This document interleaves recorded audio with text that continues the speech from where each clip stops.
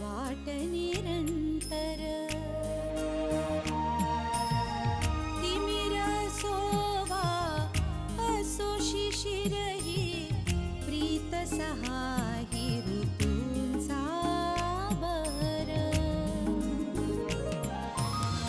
प्रीत सुखाची अनवट भाषा प्रीत नसे नियतीच्या रेषा प्रीत वचन ही प्रीती स्पंदन आठवणींचे प्रीती अत्तर वळता वळता खऱ्या प्रीतीचे नकळत तुझे येईल प्रत्यंतर.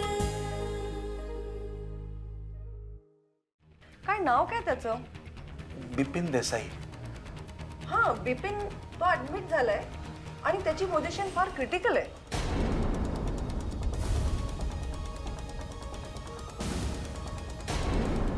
बाबा, या मुलीनं बिपिनला पहिले जखमी अवस्थेमध्ये पाहिलं. ती गेली, तिने तिच्या जखमी अवस्थेची खात्री केली आणि मग लोकांना हाका मारल्या. बिपिन शुद्धीवर आला होता. त्याने बोलायचाही प्रयत्न केला होता. तुम्ही आधी शांत व्हा. तुम्ही शांत व्हा. डॉक्टरांनी आम्हाला का नाही बोलवलं मग? मुद्दाहून बोलवलं नाहीये पण तुम्हाला. का? त्याला आता स्ट्रेस द्यायचा नाहीये.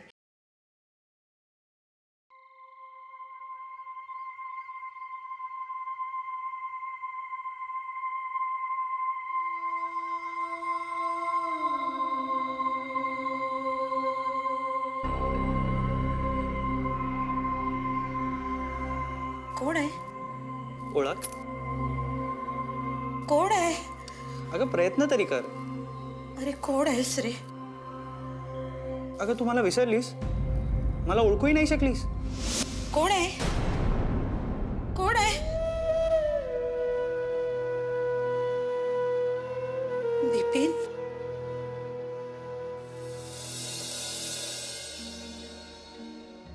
काय झालं? सुनंदा डॉक्टरांबरोबर तिच्या सिनियर्सकडे गेली पेपर्स दाखवायला. काय वाटतं तुला, काय होईल? सुनंदाला खूप होप्स आहेत. शी बाबा, आपण तिच्यासारखं पॉझिटिव्ह विचार का नाही करू शकत? हाच तर फरक आहे ना. कसला फरक? हे बघ, बिपिन आपला आहे, आपल्या आयुष्याचा एक घटक आहे. त्याला वगळून जगण्याचा विचार नाही करू शकत आपण. ज्या ज्या शक्यतेची आपल्याला भीती वाटते, सतत ध्यास घेऊन आपण ज्याचा विचार करतो, कारण हाच माणसाचा स्वभाव आहे. पण सुनंदाचं तसं नाही आहे, कारण तिच्यासाठी आपण कोणीच नाही आहोत आणि तिचा आणि बिपिनचाही काही संबंध नाही. मग तरी ती इतकी निकराने का प्रयत्न करते? कदाचित तिला हवी असलेली केस मिळाली असेल. तिला तिचं नॉलेज प्रूव्ह करण्यासाठी हाच एक चान्स असेल, म्हणून तू हा प्रयत्न करते. ती बघ, ते काही जरी असलं ना, तरी मला असं वाटतं की यात आपलाच फायदा आहे. हो, पण सौरभ, जर सिनियर्सने तिच्या प्रयत्नांना नकार दिला तर? कारण तिच्या बोलण्यामध्ये सतत औषध तेलाचे मसाज, औषधांचे लेप असंच काहीतरी येत होतं. आणि हे सगळं इथल्या डॉक्टरांना पटण्यासारखं नाही. तसं असेल तर आपल्याला स्पेशल परवानगी घ्यावी लागेल. हो, आपण बाप्पाला विचारूया का? बाप्पा आत्ताच येऊन गेलाय. काय म्हणाला तू? तो कधी बोलतो का काही? आणि आता तर एकदम गप्पच झाले.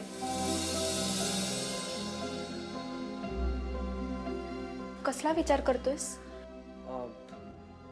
काही नाही, आपण बिपिनला बघूया का?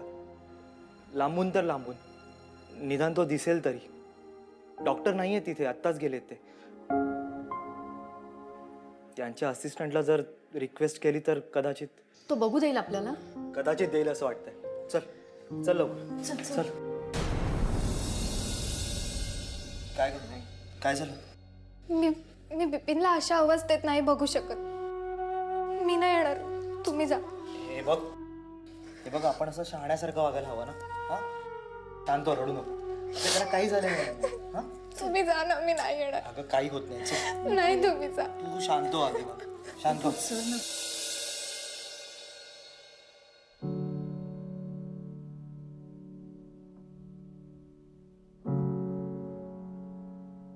घे. विद्या, अगं आवर स्वतःला. किती त्रास करून घेणार आहेस? आई, काकूंच्या संसाराला खरंच कोणाची तरी दृष्टी लागली का? हे तू मला उद्देशून बोलत नाहीयेस ना? कमाल करते साई. आता विद्येची समजूत काढायची सोडून मी तुझी समजूत काढत बसू का? पण असं कसं झालं रे? असं कसं झालं, का झालं, कोणी केलं, ह्या सगळ्या प्रश्नांची उत्तरं माहिती आहेत, पण आपण काही करू शकत नाही. न्याय, बदला, ह्या सगळ्या गोष्टी ना, हे सगळे शब्द फक्त चित्रपटात शोभून दिसतात, पण विद्या प्रत्यक्षात आपण हतबल असतो. बिपिन कसा आहे रे?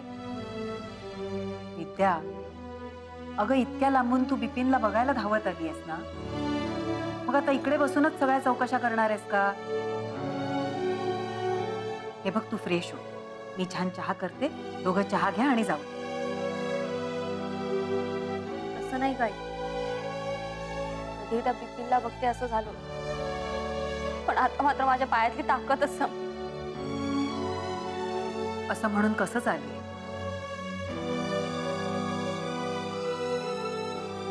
आई, तू येतेस बरोबर? नाही, नको. वहिनींना तोंड देण्याची हिंमत नाहीये माझ्यात. असं का म्हणतेस? मग काय म्हणू ग? नको तिथे पटकन काहीतरी विचित्र बोलायची वाईट सवय आहे ना माझी. मग आता काय आठवलं? जाऊ दे ना. सांग ना. अरे, विद्या बदली करून एवढ्या लांब गेली ना, माझी समजूत काढायला वहिनी आल्या होत्या तेव्हा. मग तेव्हा आई त्यांना म्हणाली होती, तुमचं सगळं मनासारखं छान चाललंय ना, म्हणून तुम्हाला माझी तडफड कळत नाही. तुमच्या नशिबी येऊ द्या सहन न होणार दुःख, मग कळेल तुम्ही कशा वागताय. अरे, मी भावनेच्या भरात बोलले होते तसं. माझ्या मनात काही नव्हतं ग. जाऊ दे गाई, सफाई द्यायची काही गरज नाही. आणि काकू सुद्धा तशा खूप चांगले आहेत, त्यांच्या मनात असं वाईट वगैरे काहीच येणार नाही. अगं, पण माझ्या मनात नाही जात नाही ना, त्याचं काय? तसं असेल तर काय? चारूला सुद्धा फेस करणं मला अवघड जाणार आहे. आणि तिचा नवरा माझा भावी पती म्हणून माझ्या डोळ्यासमोर उभा राहावा. कुमुद मावशीनं केवढा भयंकर योग आणलाय ग माझ्यावर. पण विद्या, अगं या सगळ्यात तुझा काय दोष आहे? तुलाच काय, मला सुद्धा माहित नव्हतं कुमुद असलं काही करेल म्हणून. जाऊ दे ना. हे बघ, या गोष्टीचा जितका विचार करशील ना, तितकी गुरफटत जाशील. आपल्याला आता बिपिनचा विचार करायला हवाय ना. आणि काय माहित, कदाचित तुझी हाक ऐकल्यावर तो शुद्धीवर येईल सुद्धा. महाराज कुणासाठी काय योग लिहून ठेवतील ना, काही सांगता येत नाही. हे बघ, छान तोंडावर पाणी मार, हातपाय धु, देवाला पाया पड. मी तुम्हा दोघांसाठी चहा करते, तो घ्या आणि निघा.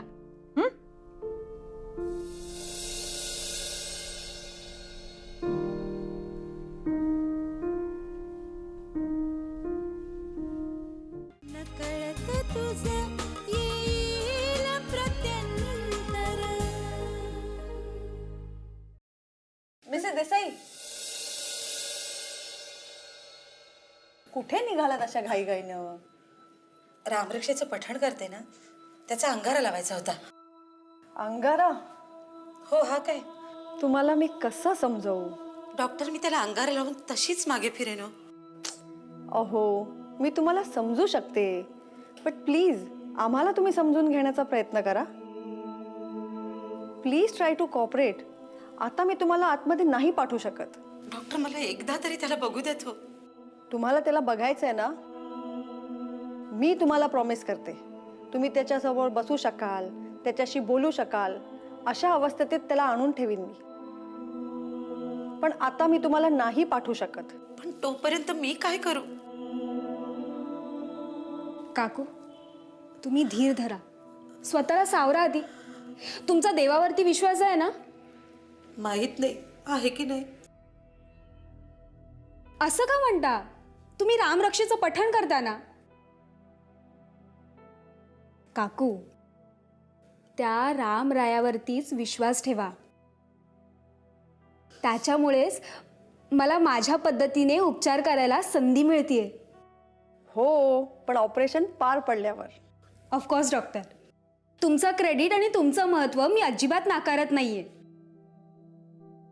पण माझ्या ज्ञानावर, माझ्या शास्त्रावर माझा पूर्ण विश्वास आहे. Thank you doctor. ओके. काकू, आपण बाहेर जाऊया. तुम्ही सकाळपासून इथेच आहात. मला फक्त एकदा माझ्या बाळाला बघायचं होतं ग. काकू, तुम्ही अशा गयावया करू नका हो. डॉक्टरांना खूप गिल्टी वाटतं. करू नका काकू असं. बघा, सगळं तुमच्या मनासारखं होईल. तोपर्यंत मी जिवंत राहीन का ग? असायलाच हवं. तुमच्या इतकी प्रामाणिक, कळकळीची विनंती आणखी कोण करणार आहे? चला बाहेर जाऊया.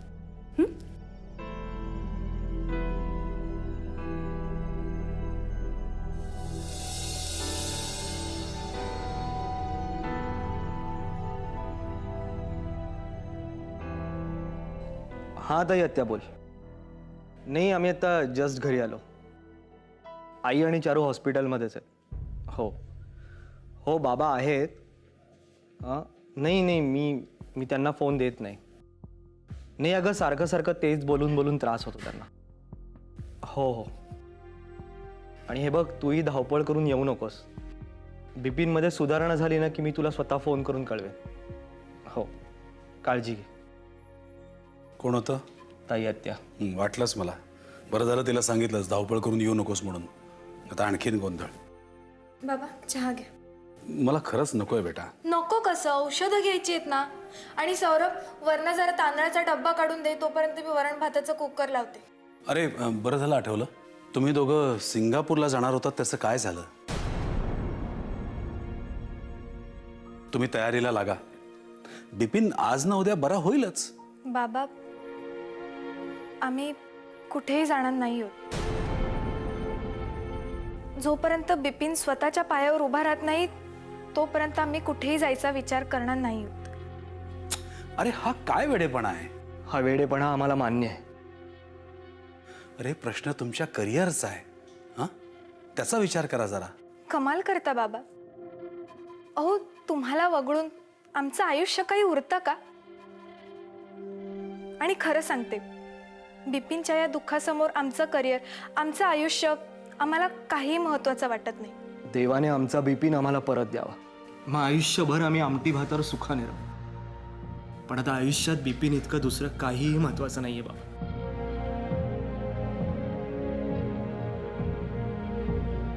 हे तुझं बोलणं ऐकलं आणि भरून पावलो रे बाबा. खरंच खूप खूप ओझं आलं होतं मनावर, पण तुम्ही एक फुंकर मारून दूर केलं. आता मी सगळी औषधं घेणार आहे आणि हा चहा सुद्धा घेणार आहे. अरे मला धडधाकट राहायलाच हवं माझ्या मुलांसाठी, त्यांच्या भवितव्यासाठी.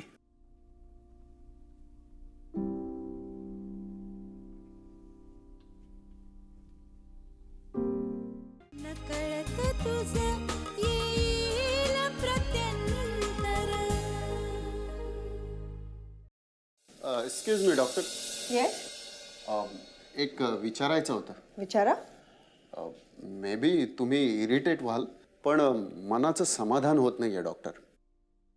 म्हणजे तुम्ही काहीतरी वेगळं समाधानकारक सांगाल असं वाटतंय सारखं. जेव्हा पेशंटला ॲडमिट केलं होतं तुम्ही होता ना? हो मग तेव्हा मी तुम्हाला काय सांगितलं होतं आठवतं?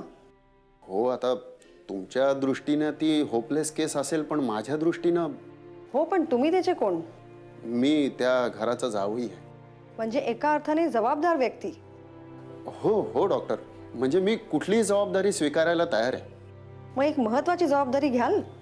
सांगा सांगा ना. तुम्ही त्याच्या आईवडिलांना समजवा. जशी परिस्थिती आता आहे तशी ती स्वीकारावी लागेल. मुळात हा मुलगा जगेल अशी मला खात्री नव्हती, पण तो जगला. म्हणजे चिकाटीने त्याचा जीव त्यांनी धरून ठेवला. पण मग नंतर काय? आता त्याची प्रकृती स्थिर आहे, पण मेजर ऑपरेशन झाल्यावरच त्याची पुढची प्रोग्रेस कळेल. पण माझ्या अनुभवावरनं सांगते, फार होप्स ठेवू नका. म्हणजे म्हणजे त्याच्यात फार काही सुधारणा होणार नाही. चमत्कार झाला तरच. तसे चमत्कार होतातही, पण माझा विश्वास नाही. बेटर वे तुम्ही मनाची तयारी करा. कधीच मोठं न होणाऱ्या बाळाला तुम्हाला सांभाळायचंय. त्यात त्याला त्याची जाणीव राहिली नाही तर वेल अँड गुड. त्यात त्याला जाणीव झाली, आय डोंट नो काय मिझरेबल सिच्युएशन होईल. पण म्हणजे डॉक्टर सुनंदा, ऑपरेशन झाल्याशिवाय मी तिला हातही लावू देणार नाही. पुढे ती, तिचा विश्वास, तिची थेरपीवर असलेली श्रद्धा काय रंग आणते बघूया. पण दिवा स्वप्न बघू नका. आहे ती परिस्थिती लवकर स्वीकारा आणि एक नर्स अपॉइंट करा. त्याची काळजी घेणं सोपं होईल. देव पण नक्की कोणाची परीक्षा घेतो कोण जाणे.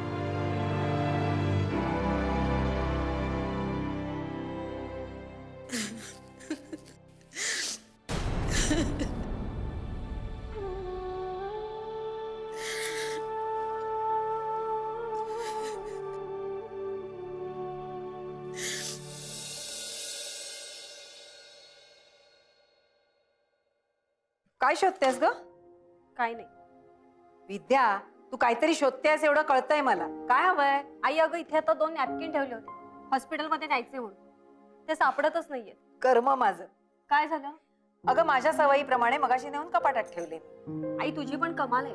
एकतर इथं हॉस्पिटलमध्ये जायला उशीर होतो आणि त्यात तू.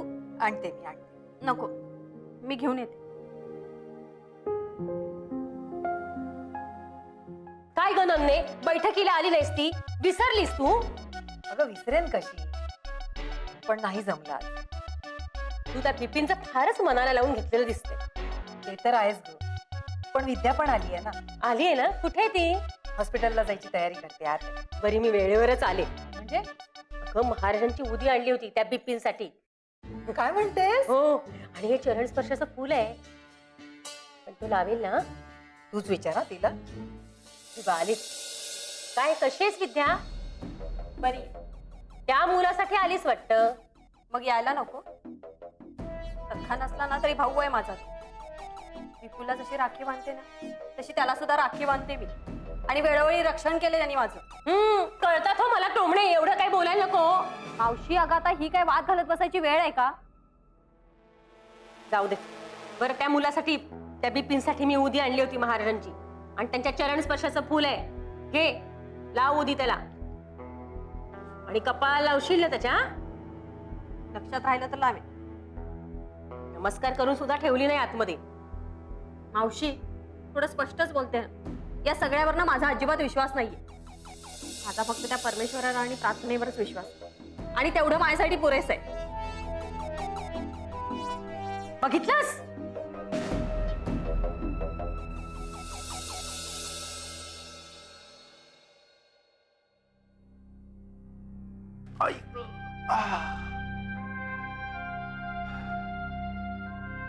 हे काय, तू का जागत बसलीयस? झोपली का नाही?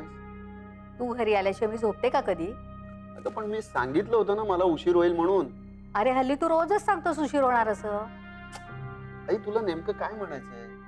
मला काहीही म्हणायचं नाही. बरं तुला जेवायचंय ना? तू जेवलीस? तू सांगितलं असतंस तर जेवले असते मी. पण तू फोन सुद्धा उचलत नाहीस. I am sorry I, really sorry. त्याच वेळेला नेमकी बिपिनला फिट आली होती आणि सगळी धावपळ चालली होती. आई ग, काय त्या मुलाचे हाल चाललेत ना खरंच. हो ना, काही चूक नाही त्याची, काही गुन्हा नाही, तरी देखील. अरे बाबा, पूर्वकर्म असतात ना, म्हणूनच महाराज सांगतात सद्गुरूंची सतत कृपा हवी. आई आता तू यावरनं मला लेक्चर देणार आहेस का? राहिलं. चल पानं घेऊ. थोडासा भात खाईन मी तुझ्या बरोबर. थोडा भातच? तिथे काय खाणं झालंय वाटतं. कमाल करतेस ना आई तू. अरे कमाल कसली? 24 तास तू बिपिनच्या उशा पायथ्याशी असतोस. तिला कळवळा येत असेल ना? तिला म्हणजे कोणाला? तिला म्हणजे कोणाला हे तुला चांगलंच माहितीये. आणि ती म्हणजे कोण हे तुलाही चांगलं माहिती. उगाच टॉन्ट मारल्यासारखं बोलू नको. त्या लोकांवर काय परिस्थिती आहे याचा जरा विचार कर. हे बघ, ही त्यांची पूर्वजन्माची फळं आहेत. आणि मी तुला स्पष्ट सांगते हा, की माणुसकी म्हणून सहानुभूती वाटणं वगैरे ठीक आहे, पण आता पुन्हा गळ्यात गळे नको. घर सोडून जाण्याचा निर्णय तिचा होता. तू आणायला गेलास तेव्हा त्यांनी परत पाठवलं नाही, हाही निर्णय त्यांचाच होता. प्रश्न मिटला. आता तू पुन्हा शिळ्या कढीला उठ नको आणूस. मला नातू हवा, वंशाला दिवा हवा आणि तुला मुलगा हवा. तिला मुलाचं महत्व वाटत नसेल तर तो तिचा प्रश्न आहे. विपिनच्या आजारपणाशी याचा काहीही संबंध नाही.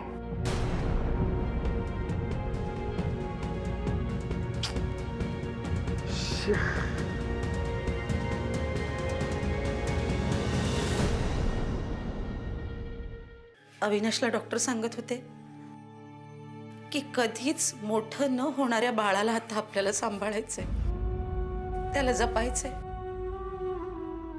एवढंच लक्षात ठेवा की बिपिनचं लहानपण आपल्याला आता पुन्हा. बाबा तिला तिचे प्रयत्न करून देत. तेच मला विचारायचंय, तिच्या प्रयत्नांना यश मिळणार आहे का नाही. बाबा तुम्ही मला इनडिरेक्टली परत बिपिन बद्दलच विचारताय. मग चूक करतोय का मी. त्याच्यावर काय चिडताय. चिडत नाहीये मी, पण कोणीही विचारलं नसताना बिपिनला जपा बिपिनला जपा असं एकसारखं हाच म्हणत होता ना.